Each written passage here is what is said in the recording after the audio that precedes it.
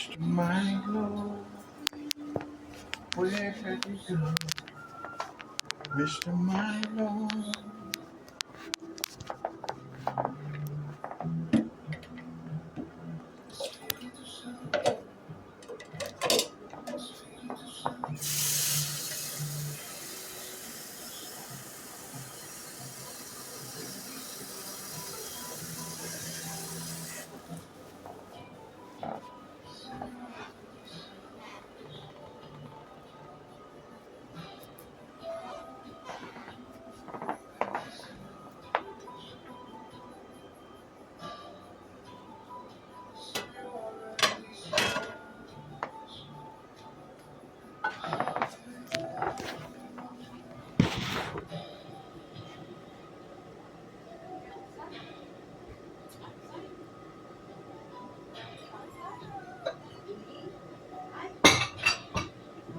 Sai, afuera.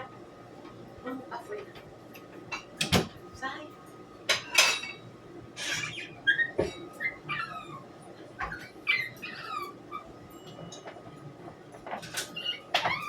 Outside.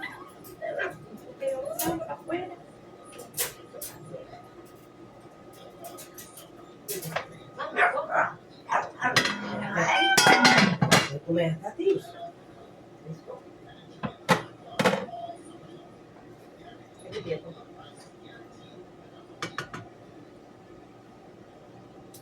Espérate, espera. Milo.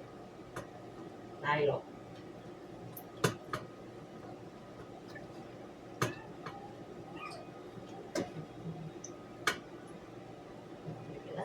Milo. Diría que te quede quieto. Te quedas pensando.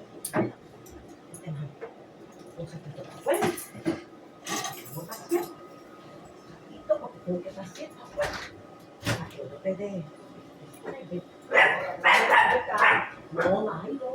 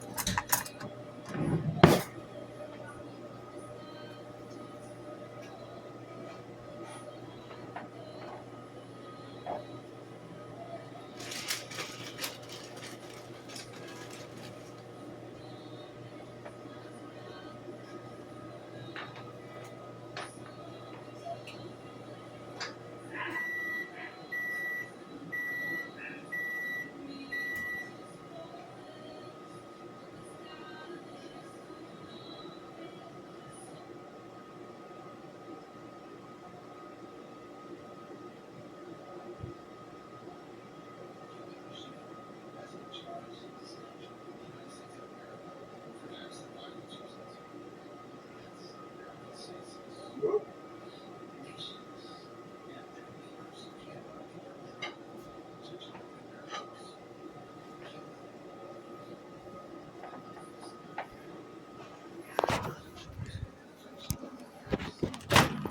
Uh-oh.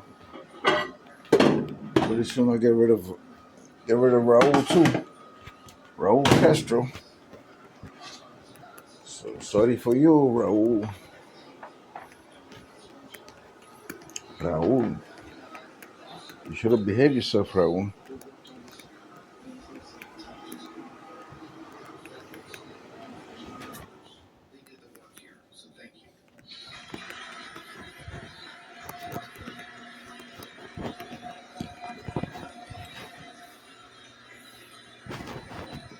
Wow. There's a reason why myself and the senator and other leadership are here and not in Washington, D.C. to announce this indictment. The community here, you all, understands the history of the Cuban regime better than anyone in America. Many families here know the cost of oppression. I've heard stories over the past week and past months, every one of them heartbreaking. They know that the pain caused by the regime did not stop at the island's shores. And today's indictment, while it does not bring back the murdered victims, it makes a statement. The United States government has not forgotten these innocent men who were shot out of the sky. And as in every criminal case, the defendants are presumed innocent until proven guilty by a jury of their peers. But today, the Department of Justice has taken an important step and brought this indictment. I'm proud to stand here on this podium with U.S. Attorney Jason Redding Quinones to my right, Chris Rea, Deputy Director of the FBI.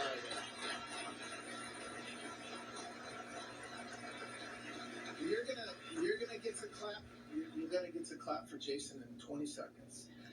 Chris Rea, Deputy Director of the FBI, and James Utheimer, the Attorney General of this great state.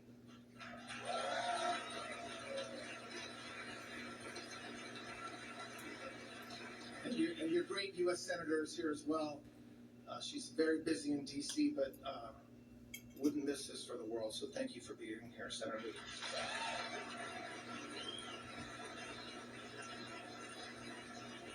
So I want to thank Jason for his leadership down here in Florida. He's doing a great job beyond today, and I'd also ask him to replace me at the podium to say a few words. So thank you, Jason, very much.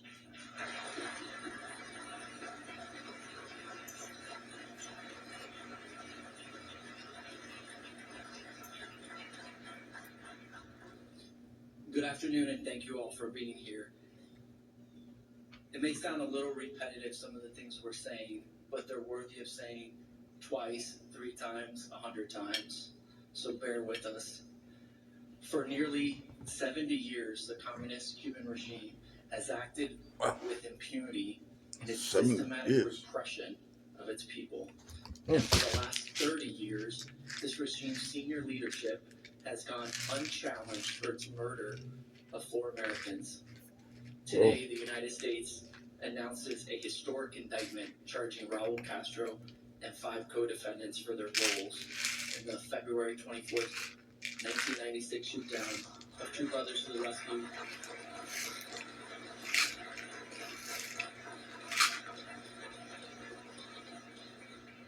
A Miami grand jury has charged the defendants with conspiracy to kill U.S. nationals, destruction of aircraft, and 4 counts of murder. Wow. The victims were 4 unarmed civilian pilots engaged in humanitarian work. Carlos Costa, Armando Alejandro Jr., Mario de la Peña, and Pablo Morales. Wow. They were not combatants, they were not armed, and they posed no threat. According to the indictment, Raul Castro, then Minister of the Cuban Revolutionary Armed Forces, authorized and oversaw a military chain of command that ended with Cuban fighter jets firing air-to-air missiles at civilian aircraft over international waters. Those missiles destroyed the planes without warning and killed all aboard. Wow. For 30 years, the families have waited. The Miami community has waited, and our country has waited. Today is a step towards accountability. This is the first time in almost 70 years that a senior leadership of the Cuban regime has been charged in the United States for acts of violence, resulting in the death of Americans. Wow. The passage of time does not erase murder. It does not diminish the value of those lives. And it does not weaken our commitment to the rule of law. Standing here in the Freedom Tower gives this moment added meaning. This is the Ellis Island for Cuban refugees. It was the main processing center for countless exiles who fled communist Cuba with the hopes of reaching the American dream. My own mother spent her first night in the United States in this very building. After fleeing brutal communist Cuba, like so many families in Miami, mine understands what it means to arrive here with little more than hope and a chance to rebuild under the protection of American law. That history reminds me of the duty we carry, a duty to seek justice for victims, a duty to stand with families who have carried this pain for decades, and a duty to make it clear that those who kill Americans cannot simply wait out American justice.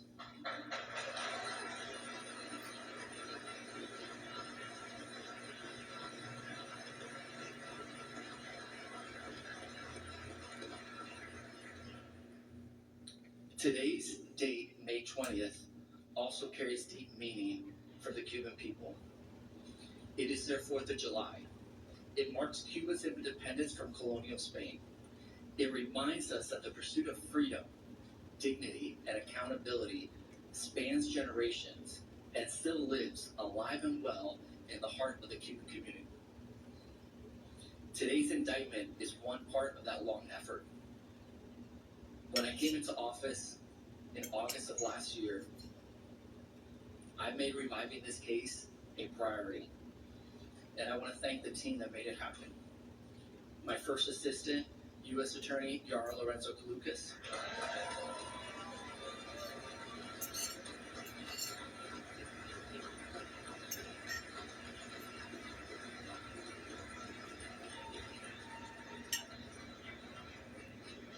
And my assistant United States Attorneys, Abby Waxman and Mike Guilford.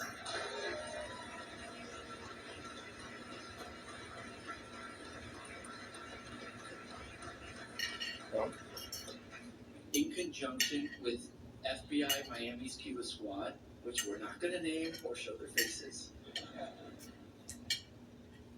for their commitment and drive to seeing this case through. It's incredible work. Wow. I also want to thank Mr. Attorney General for his incredible support and steady leadership of the department. And before I conclude, I also want to acknowledge the assistance of Florida Attorney General's office. Attorney General James Upmeyer and his team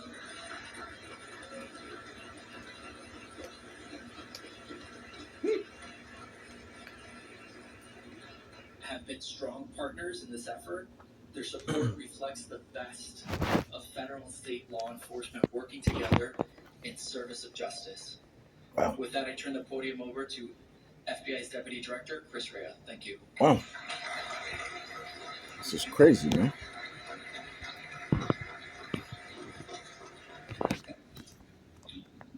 All right, good afternoon, everyone.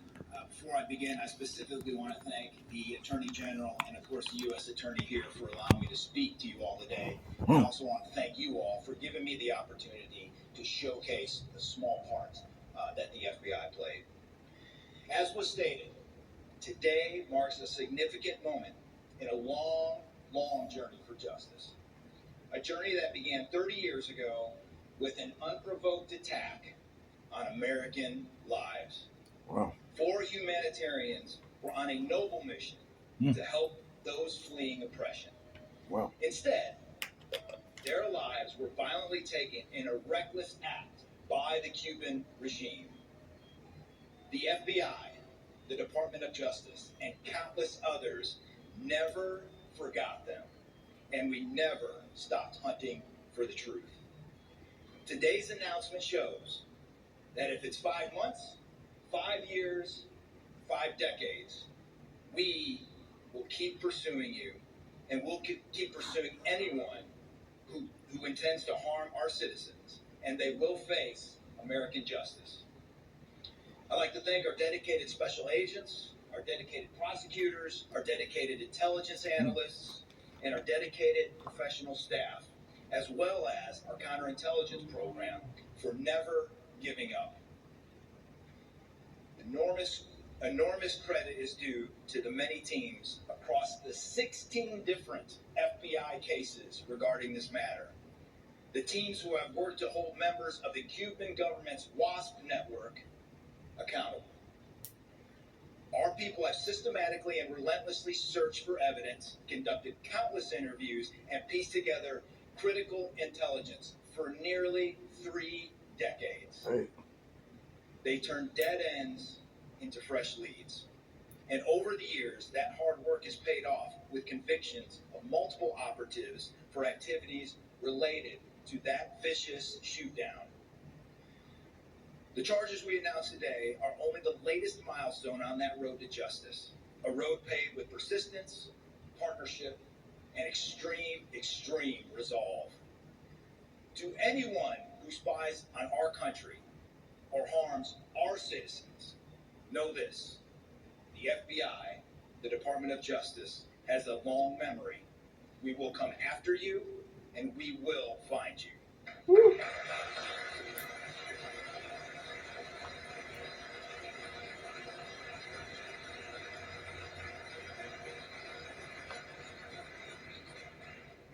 close, I'd like to close with a personal anecdote, as this is deeply personal to me.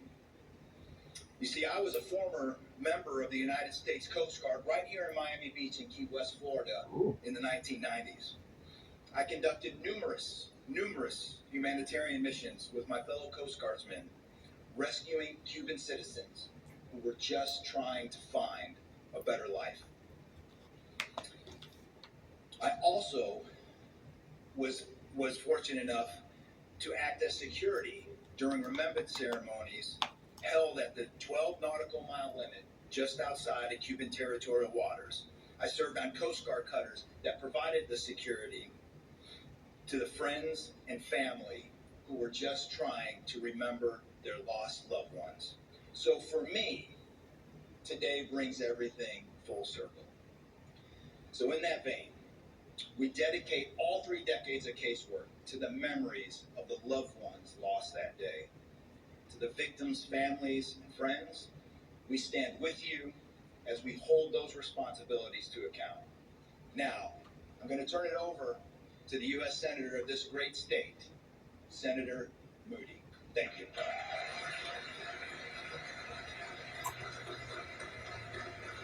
What a day. Senator Moody.